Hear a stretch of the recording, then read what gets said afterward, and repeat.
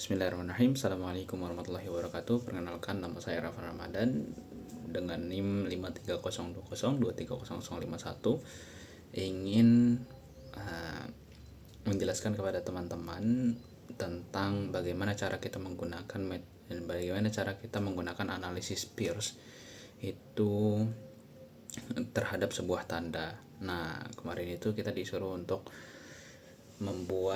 menemukan satu tanda yang dimana tanda itu nanti akan kita analisis menggunakan salah satu dari teori semiotika kayak gitu teman-teman. Nah, saya di sini mendapatkan sebuah tanda, yaitu adalah emot nangis teman-teman. Jadi emot nangis ini akan saya analisis dan menggunakan pendekatan Peirce. Seperti itu. Oke, mungkin kita bisa mulai ya dari awal. Pertama, kita perlu tahu dulu kalau misalkan emot ini itu sebagai tanda. Oke, jadi ini tanda ya teman-teman, tanda bahwa orang itu nanti mungkin kita bakalan ini. Jadi tandanya yang ini ya teman-teman. Nah, kemudian dari sini kita harus menentukan 3 hal. Yang pertama, dia ini berdiri sebagai tanda, dia ini berdiri sebagai representatif. Kemudian dia juga sebagai objek, dan kemudian dia juga sebagai interpretan. Oke, kita perlu itu dulu. Kita perlu memaknai itu dulu. Nah, menurut hasil analisis saya menggunakan pendekatan Peirce ini, kita bisa mendapati bahwa representamennya itu dia itu sebagai wujud benda. Jadi bisa ditangkap oleh indera kayak gitu. Nah, representatifnya, jadi ya dia ini ada representatif tuh bahasanya yang mewakili, gambar yang mewakili. Jadi sepandang kita aja kayak gitu loh. Dia adalah wujud, dia berbentuk wujud. Kemudian dia nangis, kemudian ada air mata, terus matanya merem sedikit, mulutnya agak kebuka, dan alisnya agak gitu ya teman-teman. Nah, kemudian kita perlu menentukan dia ini berdiri sebagai objek, yaitu realitas atau konsep yang diacu oleh tanda kayak gitu. Realitasnya apa? Dan kemudian kita bisa tahu kalau misalkan ini tuh menandakan kalau misalkan kesedihan yang dalam kayak gitu. Kemudian juga menangis, terus emosi yang sangat kuat lah gitu bahasanya objeknya. Nah, kemudian interpretannya, jadi kita perlu melihat ini tuh diinterpretasikan oleh banyak orang seperti apa kayak gitu ya. Pertama, kita tuh perlu melihat orang yang menerima ini kadang memaknai ini sebagai apa gitu. Apakah ini emot nangis gitu, atau mungkin emot apa? Emot yang menggunakan perasaan yang mendalam atau seterusnya. Karena di realitas ya teman-teman, ini tuh dimaknai dengan beda. Ini tuh dimaknai sebagai kadang itu tuh apa ya?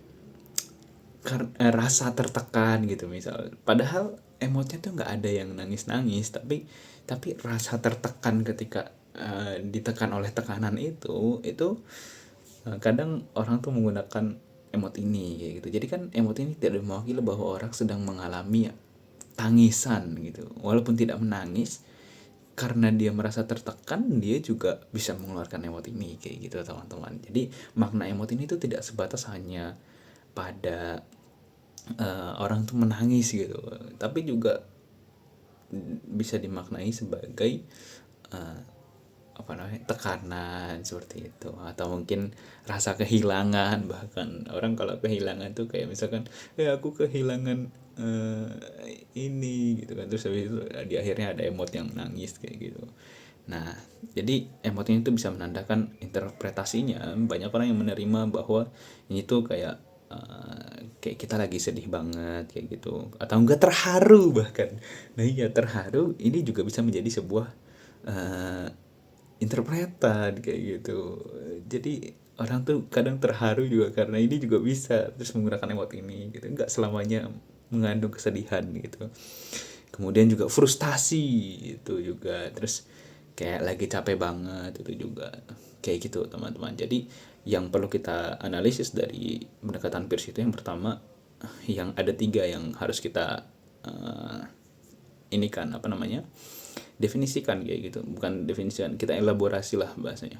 Kita tahu kalau misalkan ini tanda, dan kemudian kita lihat dari sisi representatif, kemudian objeknya, dan kemudian setelah itu dari interpretannya, seperti itu teman-teman.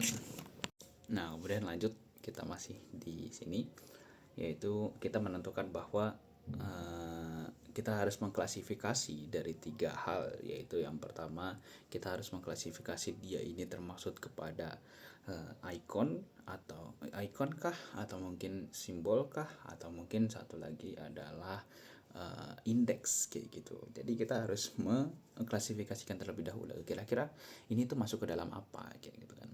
Karena ya kita sudah jelas sebenarnya tahu kalau misalkan ini adalah icon. Icon itu biasanya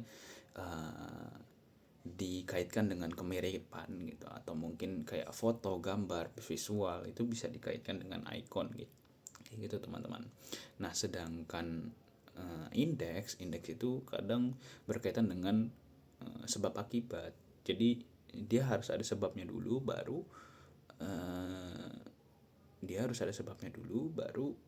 dan ada akibatnya kayak gitu, baru kita bisa melihat bahwa itu tuh adalah sebuah indeks. Kayak misalkan asap gitu, asap itu tuh kita bisa sebutkan asap tuh karena apa gitu kan, kayak gitu.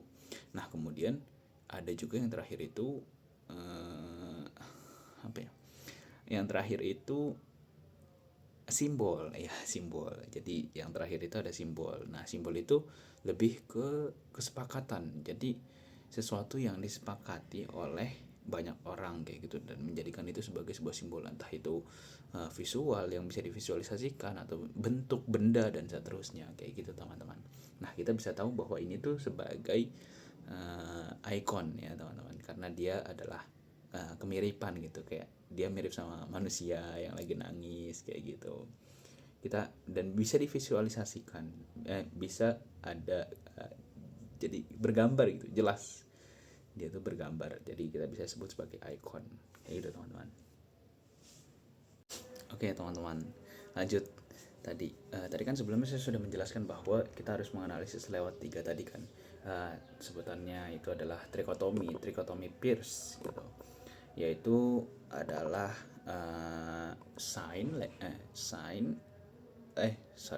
representatif, kemudian objek, dan setelah itu ada interpretan. Saya ingin menambahkan lagi bahwa objek itu tadi turunannya adalah icon, indeks, atau simbol. Nah kita menemukan objek itu termaksud apa nih. Objeknya termaksud apa? Objeknya termaksud icon, tadi sudah kita jelaskan. Nah kemudian representatif itu bisa kita nilai sebagai tandanya nih sebagai apa, sebagai sin sign kah, atau legi sign kah, atau mungkin quali sign kayak gitu teman-teman. Nah quali sign itu lebih ke berkaitan dengan yang masih ada di dalam benak kita, sedangkan sin sign itu sudah terjadi gitu, yang tadi saya bilang itu tuh udah kejadian kayak gitu loh. Jadi nah kemudian yang ketiga itu ada legi sign. Nah legi sign itu adalah sesuatu yang sudah disepakati kayak gitu teman-teman. Nah ini tuh masuk ke dalam tanda yang mana? Tanda yang sudah disepakati kah, atau mungkin sudah kejadian kah, atau mungkin masih ada di dalam benak kita. Nah tadi kita lihat bahwa kadang ini kan sudah kejadian ya, sudah kejadian juga, dan sudah banyak orang yang secara tidak langsung menyepakati hal ini kayak gitu. Karena apa?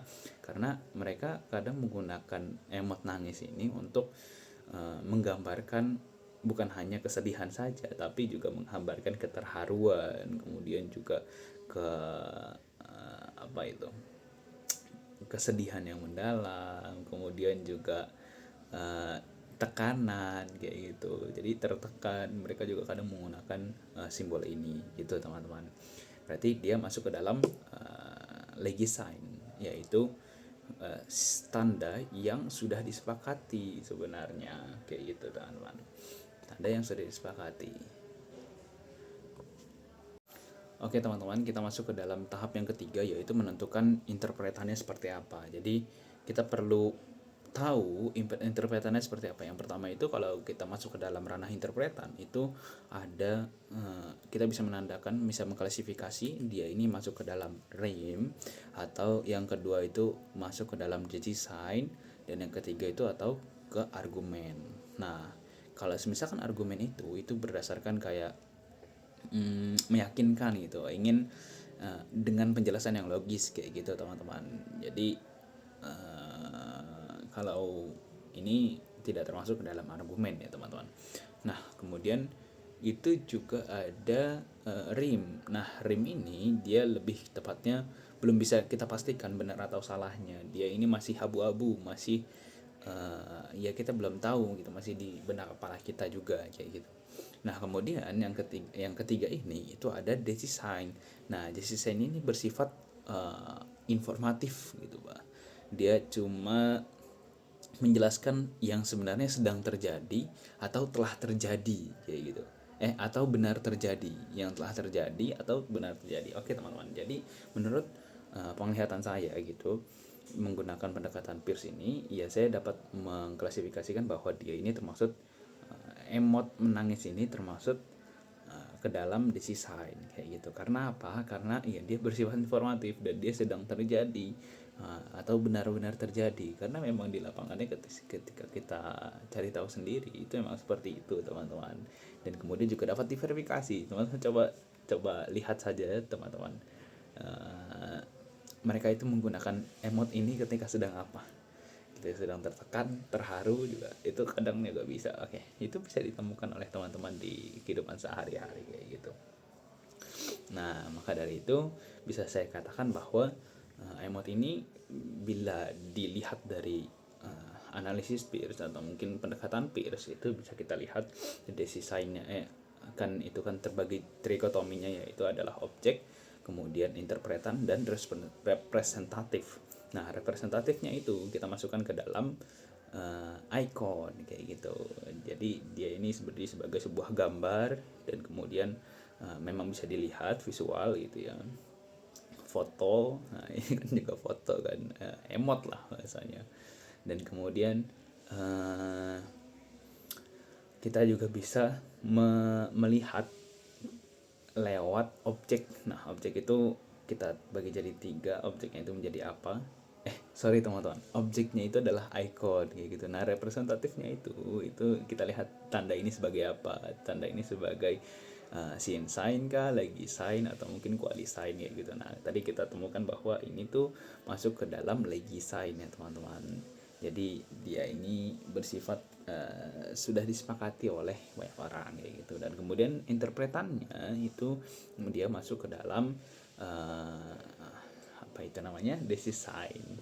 Jadi seperti itu teman-teman. Kalau misalkan ada yang kurang-kurang mohon dimaafkan, dan sekian, terima kasih banyak.